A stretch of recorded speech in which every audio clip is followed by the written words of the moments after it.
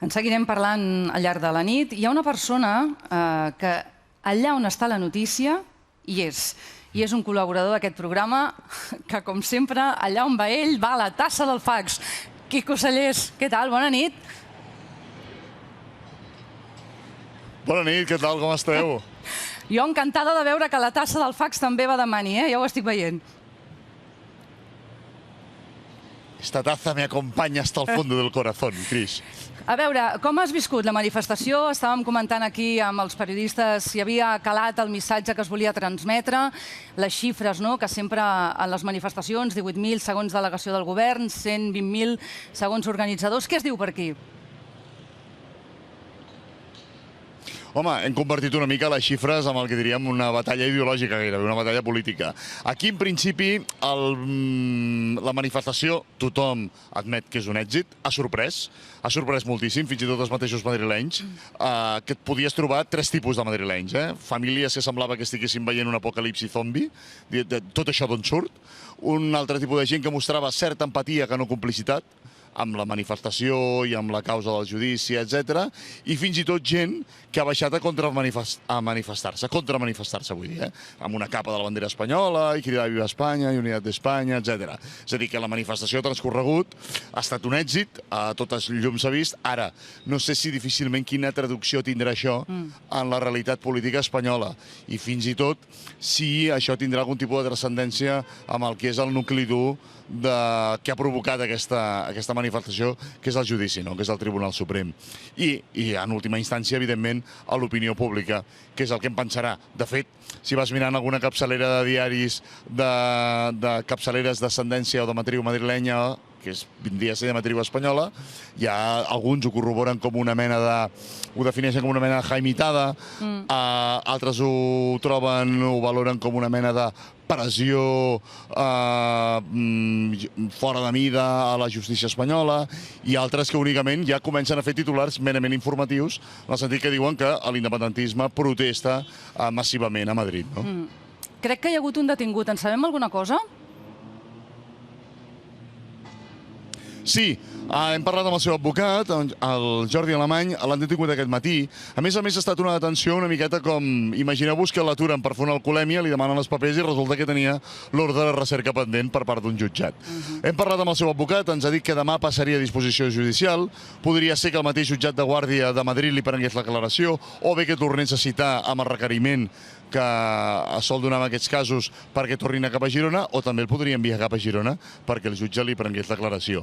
El moment de la detenció ha estat aquí, precisament aquí a la Cibeles, en el moment que s'estava muntant l'escenari, i aquí és on hi ha versions una mica contradictòries. Per una banda, que algú diu que la policia li ha demanat la documentació perquè estaven aquí al mig del muntatge, hi havia molts controls policials, etc., com una mena de rutina de control de seguretat, perquè això sí, si alguna cosa hi havia, a més de sobiranistes, eren policies, i altres diuen que era el pas de la manifestació que hi havia convocat aquest matí des de la plaça Callao, és a dir, des de la punta de tot de dalt de la Gran Via, que baixava fins a l'Audiència Nacional, que ha acollit una massiva assistència de 17 persones, i hi havia 18 banderes i un timbal, i sembla ser que hi ha hagut alguna mena de discussió, llavors la policia demanant la identificació, i ha estat quan al passar el nom de la identificació del Jordi, que és secretari nacional de l'Assemblea Nacional Catalana, l'han detingut perquè tenia aquest ordre de recerca pendent, pendent encara del jutjat de Girona,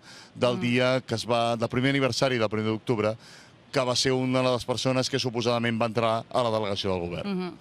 No estàs sol, Quico, crec que ben a propet tens l'Helena Martínez, a qui m'agradaria que també saludéssim. Si obrim una mica el plano, tindrem ocasió de saludar-la. L'Helena Martínez és militant d'Izquierda Castellana i portaveu de la coordinadora 25S. Què tal, Helena? Bona nit. Benvinguda al fax.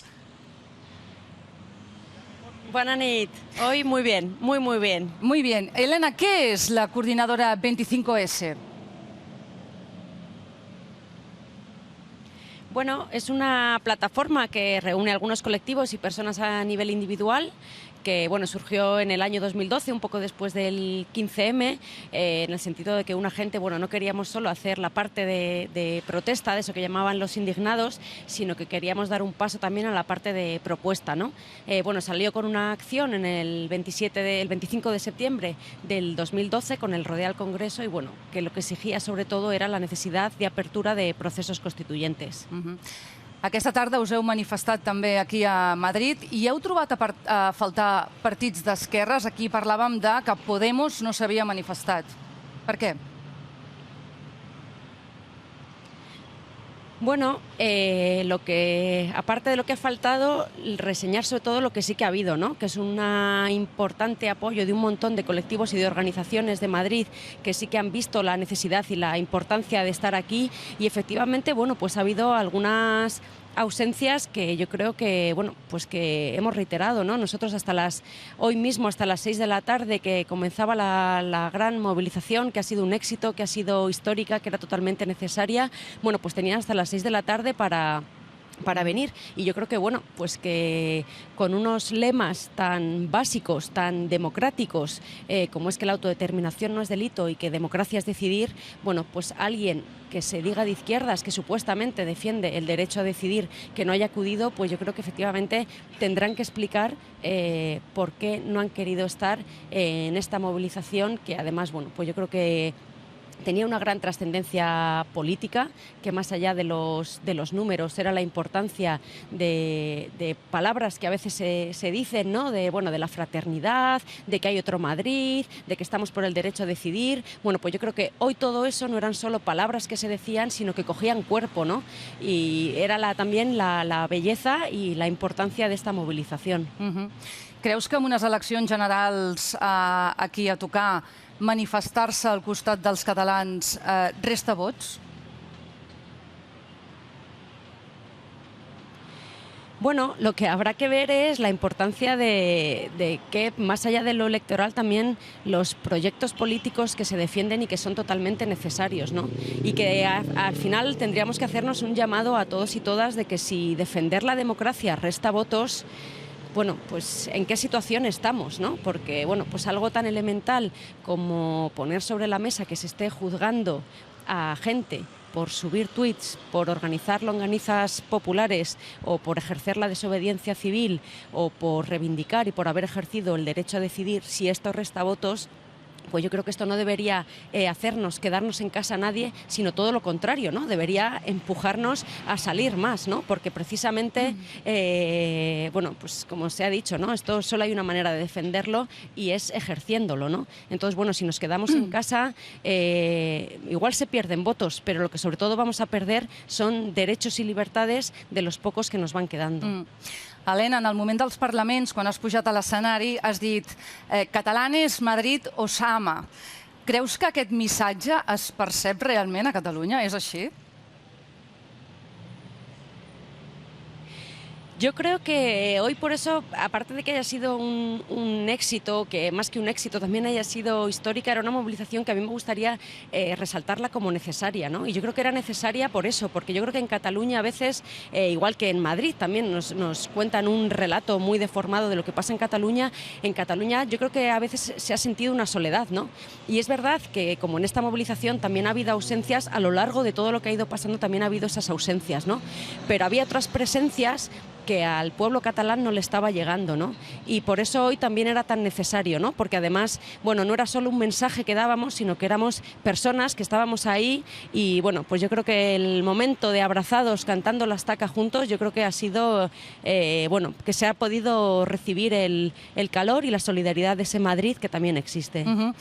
Per acabar, Helena, algunes vegades t'hem escoltat dir que tot el tema del procés ha destapat moltes coses i no només que afecten a Catalunya. Quines coses són aquestes? Bueno, porque yo creo que lo que se está poniendo sobre la mesa es si la democracia o determinado concepto de democracia se reduce simplemente a votar cada 4 años o tenemos un concepto, bueno, pues verdaderamente muchísimo más rico, ¿no? De lo que es la democracia y lo que es la política. Si porque querer decidir, por querer ejercer democracia, también por expresarnos por cosas tan básicas como es la República, ¿no? Que bueno, aquí en ningún momento nos hemos podido expresar sobre ello. Entonces, bueno, si por cuestiones como este tipo hay personas que fueron apaleadas brutalmente el 1 de octubre, otras personas que han sido llevadas a prisión y otras personas que están siendo juzgadas, bueno, pues al final lo que se están juzgando no es a esas personas, ¿no? Son todos esos derechos y libertades que en ese momento las ejercieron ellos y ellas, pero que nos pertenecen a todos, ¿no? Entonces, bueno, pues es algo que al final es a todos y a todas los que nos están juzgando en esas personas que se tienen que sentar estos días en el Tribunal Supremo. Gràcies, Elena Martínez, per haver-nos atès aquesta nit al fax. Gràcies, Quico Sallés, també, per ser sempre on està la notícia. Gràcies. A vosaltres, adeu. I gràcies, Quico, per aquesta nova versió de micròfon amb tassa incorporat que la patentarem. Em sembla molt interessant. T'agrada o no? M'encanta. Has vist o no? Això és rotllo creatiu, eh? Molt bé, ja ens agrada. Digues. Cris. Mana'm. Cris. Hola. Deixa'm-ho dir. A veure, digues. Deixa'm-ho dir. Deixa'm acomiadar-me com Déu mana. Què dirà? Va. Quico Sallés, preguntes freqüents. Madrid. Molt bé, gràcies, Quico Sallés. T'esperem dissabte que ve aquí al plató del fax. Bona nit.